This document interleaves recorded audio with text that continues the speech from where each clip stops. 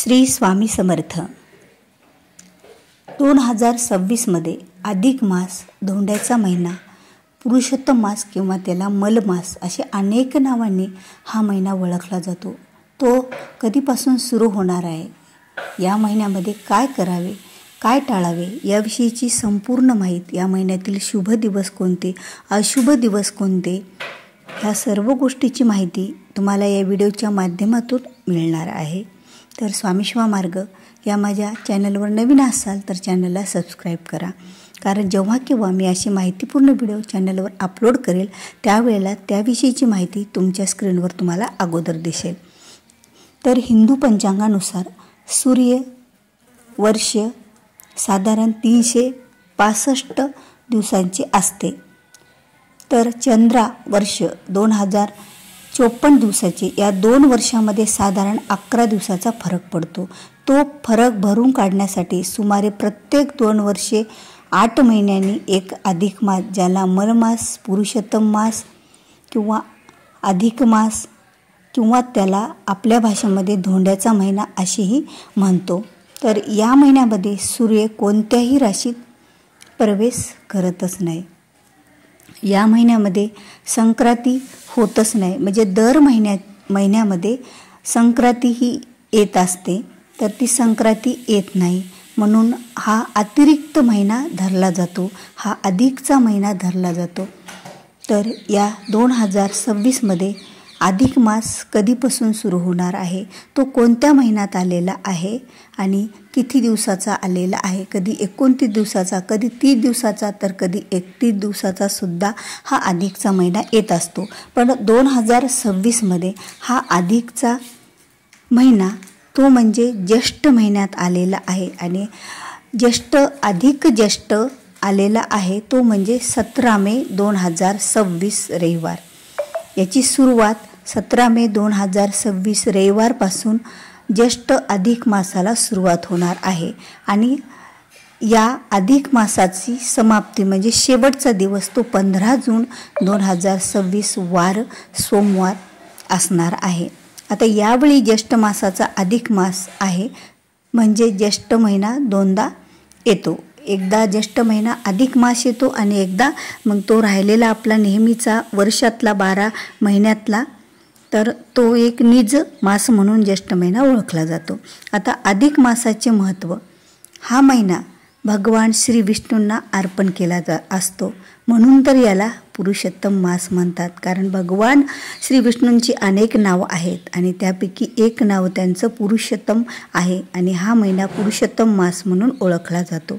या काळात म्हणजे या महिन्यामध्ये भक्ती, जप, दान, पुण्य, व्रत, कथा, पारायण इत्यादी करण्यास विशेष पुण्य लाभते, कारण या महिन्यामध्ये केलेले सत्कर्म अक्षय फल देते असे मानले जाते। तर या महिन्यामध्ये काय करू नये, तर या महिन्यामध्ये विवाह हे जमू नये किंवा जुळू नये किंवा करूसुद्धा नाही। या महिन्यामध्ये गृहप्रवेश करू नये, नवीन घराची वास्तुशांती करू नये, मुंज करू नये, नामकरण करू नये, मुंडन करू नये आणि इत्यादी शुभकार्य टाळायचे असतात। नवीन घर, गाडी, दागिने, व्यवसाय इत्यादी सुरू करू नयेत। नवीन करार, नाती व मोठे निर्णयसुद्धा घेणे या महिन्यामध्ये टाळावे। आता या महिन्यामध्ये काय करावे, तर या महिन्यामध्ये विष्णूंचं पूजन करावं, विष्णू सहस्त्रनामाचं पठण करावं, गीता वाचन करावे। आता गीतेचा दररोजचा एखादा अध्याय जरी वाचला आणि आपण ही गीता एका महिन्यात जरी संपवली तरीही चालते, कारण हा जो मास आहे तो पुरुषोत्तम मास म्हणून ओळखला जातो, आणि पुरुषोत्तम म्हणजे श्री विष्णू, म्हणून तर विष्णूंचे काही जेवढे स्तोत्रमंत्र असतात तेवढे जेवढे होतील तेवढे या महिन्यामध्ये वाचन करावे। आता दानधर्ममध्ये अन्नदान करावे, वस्त्रदान करावे, गोसेवा करावी, वृक्षारोपण करावे, भक्ती, साधना, उपवास, जप, तप, ध्यान, धारणा, संकीर्तन आणि सत्संग, तीर्थयात्रा किंवा पवित्र स्थळांना भेट देणे अधिक शुभ मानले जाते। या महिन्यामध्ये गंगेच्या स्नानाला सुद्धा अतिशय असं महत्त्व आहे. गंगेचे स्नान केल्याने अनेक पापं आपले धुवून निघत असतात. म्हणून या महिन्यामध्ये गंगेचं स्नानसुद्धा खूप महत्त्वाचं मानलं जातं. आता अधिक मासातील विशेष श्रद्धा. अधिक मासात केलेला 1 दिवसाचा उपवास किंवा दान इतर वेळी केलेल्या 1000 दानासमान मानला जातो.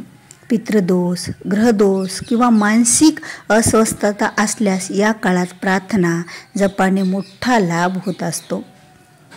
हा महिना आत्मशुद्धी, मनशांती आणि ईश्वर स्मरणासाठी योग्य काळ मानला जातो.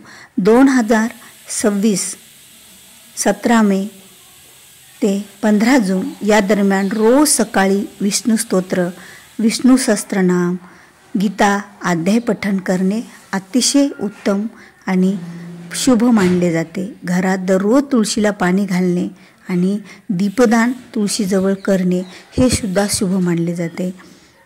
म्हणजे दररोज तुपाचा किंवा तेलाचा दिवा तुळशीजवळ लावावा या महिन्यामध्ये. कारण तुळस माता ही श्री विष्णूंना प्रिय आहे आणि तिथे लावलेला दीप हा श्री विष्णू लोकांपर्यंत त्याचा प्रकाश जात असतो. म्हणून या महिन्यामध्ये दररोज न चुकता सकाळ संध्याकाळ दीप तेथे लावावा. शक्य असलात या काळामध्ये दान, भोजनदान, वृक्षारोपण, कीर्तन, भजन करावे. गरिबाईला मदत करावी. ज्यांना भुकेले आहेत त्यांना अन्न द्यावं. कारण त्यांना एकदा अन्न मिळालं तर याचं 1000 पटीनं पुण्य तर आपल्याला मिळतंच आणि आपल्याकडून समाजसेवासुद्धा होते. इच्छा असल्यास या महिन्यामध्ये एखाद्या ग्रंथाचं पारायण करावं. जसं की गुरुचरित्र पारायण किंवा यामध्ये भगवद्गीतेचं पारायण 7 दिवसाचं, तसेच नवनाथ पारायण, अनेक ग्रंथ आपण पारायण या महिन्यात करू शकतो. कारण त्याचं 1000 पटीनं एकदा जर वाचन केलं तर फळ हे या अधिक मासामध्ये मिळत असतं. म्हणून तर त्याला अधिक मास असं नाव दिलेलं आहे. तर या महिन्यातील दिनांक आणि वार तिथीला शुभ फल कोणते आहेत बघा. 17 मे 2026 रविवार ज्येष्ठ कृष्ण प्रतिपदा अधिक मास प्रारंभ आणि विष्णुपूजेला प्रारंभ करायचा असतो. आणि त्याचबरोबर अधिक मासातील काही व्रत आणि उपाय काय करावे. दररोज ओम नमो भगवते वासुदेवाय हा मंत्र 108 वेळा जपावा. रात्री झोपेपर्यंत कधीही आपण हा मंत्र जपू शकतो. श्री विष्णू सहस्त्रनामाचं वाचन आवर्जून करावं. गीतेचं पठण करावं. दान, पुण्य, अन्नदान, वस्त्रदान, गोसेवा, संध्याकाळी तुळशीपाशी दीपदान, रविवारी उपवास करावा. फळहाराने केल्यास विशेष पुण्य लाभते. आता काय करू नये तर बऱ्याच गोष्टी ह्या करू नये. कोणाचं आता जसं की विवाह, गृहप्रवेश, वाहन खरेदी किंवा नवीन व्यवहार सुरू करू नये. नवीन करार करू नये किंवा नवीन कुठलं तरी एखादं बिझनेस सुरू आपण करू नये. या महिन्यात केलेले जप, दान, तप हे अक्षय फलदायी असते. आता पापक्षालन, मानसिक शांतता व आत्मिक उन्नती साध्य होते. श्री विष्णूच्या कृपेने ग्रहदोष, पितृदोष, आर्थिक अडचणी कमी होतात. या महिन्यातलं महत्त्व काय आहे बघा. सकाळची उपासना दररोज स्नान व संकल्प करावा. म्हणजे स्नान करताना संकल्प करा ओम नमो भगवते वासुदेवावे. मन स्नान करावं. संकल्प असा म्हणावा अहम पुरुषोत्तम मासे विष्णू प्रीत्यर्थे स्नानम दानम जपव्रतम करिष्य. असं म्हणून पाणी हातात घ्यावं आणि टाकून द्यावं आणि त्यानंतर स्नान करावं. तुळशी पूजन करावं. तुळशीपाशी पाणी अर्पण करावं. तुळशीला 11 प्रदक्षिणा घालाव्या आणि ओम तुळशी नमा या मंत्राचा जप करावा. विष्णूंचं पूजन करावं. श्रीकृष्णाचं पूजन करावं. त्यांच्या मूर्तीसमोर दीप प्रज्वलित करावा. श्री विष्णू सहस्त्रनाम तिथे वाचन करावं. जप करावा ओम नमो भगवते वासुदेवाय. आणि सोमवारी या महिन्यामध्ये ओम नमो नारायणाय या मंत्राचा जप करावा. गुरुवारी ओम विष्णये नमः या मंत्राचा जप करावा. दररोज थोडं थोडं अन्नदान, पक्ष्यांना धान्य, गाईला चारा खाऊ घालावा. कारण या काळामध्ये या महिन्यामध्ये केलेले दान हे अक्षय फल देणारं असतं. म्हणून या सर्व गोष्टी आपल्याकडून जेवढं दान, पुण्य, जप, तप होईल तेवढं आपण करावं. तुळशीपाशी आणि विष्णूसमोर तुपाचा दिवा लावा आणि 11 वेळा ओम दीपज्योती प्रब्रह्म म्हणा. ओम दीपज्योती प्रब्रह्म हा मंत्र म्हणायचा आहे. आणि भक्ती कीर्तन नामस्मरणसुद्धा या महिन्यात करायचं आहे. हरे राम राम राम हरे हरे, हरे कृष्ण कृष्ण कृष्ण हरे हरे असं दिवसातून चालत फिरत जेवढे वेळा आपल्याला म्हणता येईल तेवढे वेळा म्हणावं. संध्या प्रार्थनासुद्धा करावी.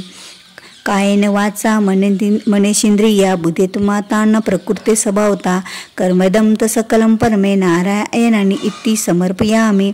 आरती करावी. श्री विष्णूची श्रीकृष्णाची आरती करावी. दिवसातील चुका मनापासून झोपताना एकदा मनापासून ईश्वरापाशी त्याची क्षमा मागावी. कारण आपण न कळत आपल्यापासून दिवसभरातून जर या अधिक मासामध्ये काही पाप झाला असेल, कुणाचं मन दुखलं असेल तर त्या दिवसातल्या चुका देवासमोर एक अवघा अर्धा मिनिट 1 मिनिट बसून त्या चुकाची क्षमा मागावी. मनातून ईश्वराला ध्यान करून क्षमा मागावी. कारण या महिन्यातलं सर्वच अधिक होतं. जसं पाप केलं तर ते सुद्धा अधिक वाढत जातं, पुण्य केलं तर ते सुद्धा अधिक वाढत जातं.